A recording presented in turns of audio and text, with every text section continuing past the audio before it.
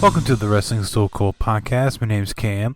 Again, I'm gonna have to apologize first and foremost about the lack of consistency here. I'm not gonna really make excuses. I just rather give you an explanation. So personally, due to a couple things going on, I'm transitioning between careers, and that involves a lot of studying, a lot of testing, and things like that to get approved for licensing regarding that. So I've been trying to put a lot of effort towards that because it's my day job, and ultimately it's what supports the family. And to be honest, because we don't really make much on ads with this programming, I use it to also support the podcast. So unfortunately, because of that, that means it has to be on the up and up on that, or most important, I guess you would say. So unfortunately, it has to go on the back burner. I'm also a dad. I've been having to take care of my kids, so I've been having to try and make sure that's been taken care of. But I've been paying attention to what's going on, and one of the things I do really want to talk about, I have been paying attention to the shows. I even actually watched AEW Dark Elevation today, as well as Raw, and those are the ones when they aired on July 12th, and I'm recording this after those went off the air. Both were pretty good shows overall. Elevation, one of the things I like is one, it's on YouTube and it's offered for free. The quality there is actually very close to what you'd see on TNT, even though it's on YouTube. And you got to give a lot of credit to Paul White. I know he wasn't really much of an announcer or using that form on WWE TV or even WCW TV, but he definitely shows that he can be a pretty good announcer. So I am liking what I'm hearing there. And I will give credit from what I saw, because I was kind of in the middle of something at the same time. It looks like what they're building with Drew McIntyre and Jinder Mahal, I actually kind of appreciate that as well, because it looks like they're actually trying to put effort into making a story that kind of has to do with the fact that they were in 3 and B together. Within regards to AEW and WWE, one of the things I don't appreciate, and I've been seeing this a lot on more of the wrestling social media, and I don't really want to call them dirt sheets, but they're basically the same thing. But basically, a lot of people are comparing the fact that a lot of people get cut from WCW and go to AEW, which to me, that doesn't seem like a fair comparison. If you look at it, like 100 people, I think, over the last couple of years have either let their contract lapse or were let go by WWE, and of those, less than 15 went to AEW. That's not a high percentage. And at the same time, people are getting jobs. So I don't really see the issue there. Yeah, AEW is getting a lot of talent, but at the same time, right now they're running 3 shows: AEW Dark, AEW Dark Elevation, and Dynamite. And now they're gonna have a 4th show, second on TNT or TBS, called Rampage. So it looks like they do need a little bit of roster depth, and it looks like they keep trying to groom stars from the bottom up. Like you have the Varsity Blondes, Private Party, which I've actually been there from the beginning, but Varsity Blondes are coming up, and other people that are kind of moving from Dark and Dark Elevation onto the main shows. Yeah, you do have people like Sting and Christian and Matt Hardy and a few others that are the main segments of the show, but at the same time, Christian has really been used to elevate Jungle Boy. Hardy has been used to elevate Private Party and the Hybrid 2 and Butcher and Blade and people like that. So to me, it looks like they're being used in the proper form, and I don't really like how they're making it seem like it's a retirement center, because to me it's not. And a lot of people are like, well, if you defend AEW, you're just a fanboy. I can see issues with it. I am more of a fan of AEW, but that just comes from, it's closer to the style I prefer. It's weird because when it came to WWE, I was never really a strong fan of WWE, WWF.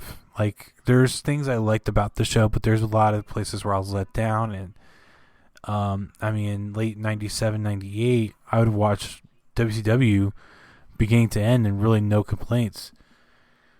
So, and I can't really say that about WWE, WWF. I still watch a lot of the old stuff. Like, I did watch the old WrestleMania between The Rock and Cena. I watched old stuff from between John Cena and CM Punk. Which actually brought me to a whole new thing. It's one of the things I don't like is the way the ring looks.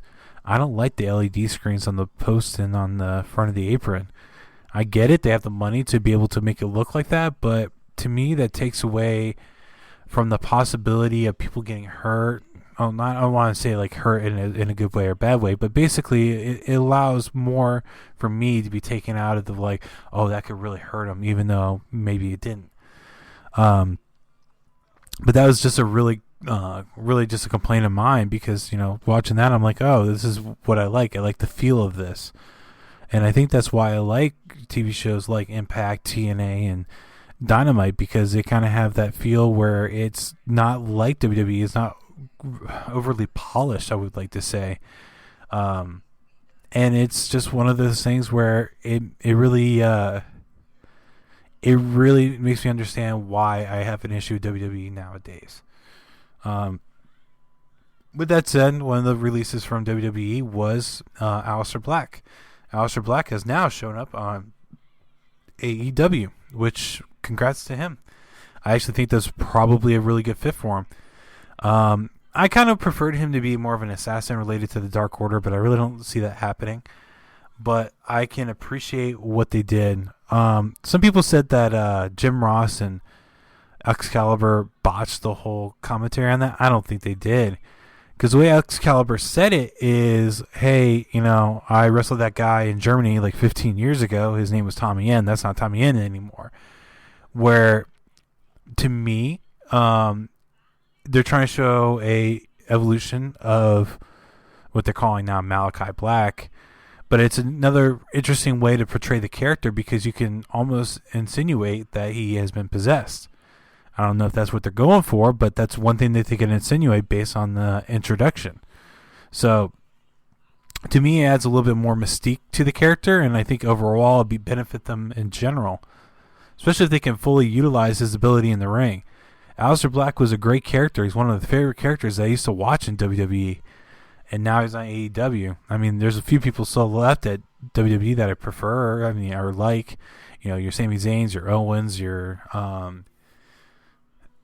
McIntyres. I do like Rollins, but to me, Rollins is an annoying face. I don't like him as a face. I think he's better as a heel, and I can appreciate his in-ring workability and him be a heel. Just that cackle of a laugh, and it seems natural. I can't stand it. Any case, then you got Buddy Murphy, who, going back to Aleister / Malachi Black, he only had a 30-day non-compete clause, not your normal 90-day clause, and it looks like it was more of a mistake on WWE's part, and it looks like Buddy Murphy had the same thing. I really would like to see him show up also in AEW. I don't want everyone to show up, because obviously they can't have everyone there, but there's certain people I'd like to pick and choose, and Buddy Murphy's on there. I think Buddy Murphy would work very well in WWE, and I would like to see him show up there.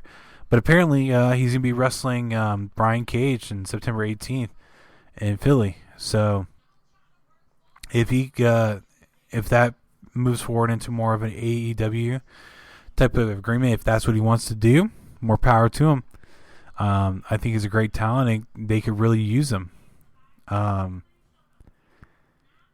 So it would be interesting to see what they do there. AEW did officially sign Griff Garrison, and I think just Griff Garrison, because I believe Brian Pillman Jr. already was signed. So basically the Hollywood Blondes have officially signed with AEW, which good for them. Good characters. They have a little bit of a gimmick going with Julia Hart, where it's just the two guys and a girl like a cheerleader. It fits. It kind of weirdly reminds me of like old Steiners, like old Scott and Rick Steiner, when they're where they used to wear the University of Michigan jackets. Like, it gives me that feel. Now, granted, Brian Pillman Jr. and Griff Garrison are not a Scott or Rick Steiner by any stretch of the imagination, but they do give that feel to me, and that's not a bad thing. And speaking of the Steiners, someone apparently had a comparison on social media of whether or not the Bucks would do well against the Steiners. Like, no, they wouldn't. And I understand the concept that they would. Yes, you can. You're supposed to be able to escape within wrestling, but the Bucks were smaller, or are smaller than even the Rockers. And what Scott and Rick were in the 90s, there's not a chance. Scott, even before he was Big Papa Pump, was a big muscle-bound dude who can also pull off Frankensteiners or Hurricanranas like nobody's business. and Rick was just a bruiser. So the idea of like being able to in the '90s say, yeah, the Bucks wouldn't have been able to beat the Steiners. There's no way, no chance in hell at that. And in one of my opinions of the Steiners is they're one of the best tag teams ever to lace up boots in wrestling, and that's just based on their individual abilities inside the ring. So yeah, I really don't understand that concept.